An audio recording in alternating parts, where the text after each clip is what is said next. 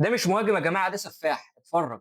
الإعادة وجميلة جدا على طريقة اللاعب الكعبي. ولا أروع ولا أروع يعني، ولكن غياب رحيلي. سفيان بن جديدة، سفيان بن جديدة سديدة، أوه هدف جميل ممتازة. محاولة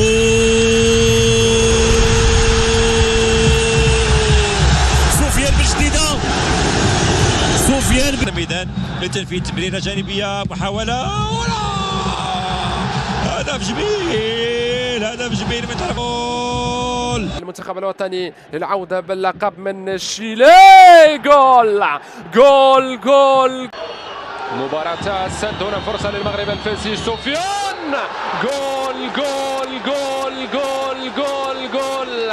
سفيان بن جديدة. ده جزء بسيط بس من الأهداف والمهارات اللي موجودة عند سفيان بن جديدة، اللاعب المرشح للنادي الأهلي، لعيب عنده 24 سنة، مهاجم يعني ما فيش أفضل من كده، يمكن أفضل كواليتي لحد دلوقتي شُفتهم من الناس المرشحين للنادي الأهلي، لأن في لعيبة تانية مرشحة لكن ده أفضلهم من وجهة نظري أنا، لعيب ما شاء الله عليه، بروفايل نفس بروفايل أسامة أبو علي كده، فأتمنى بقى من إدارة النادي الأهلي تتحرك بسرعة علشان تجيب الصفقة، عشان ما يبقاش في بطء بعد كده وبيراميدز يدخل مثلًا في الصفقة فيعلّي عليك وياخد منك الصفقة زي ما حصل في حامد حمدان وعوده الفخوري.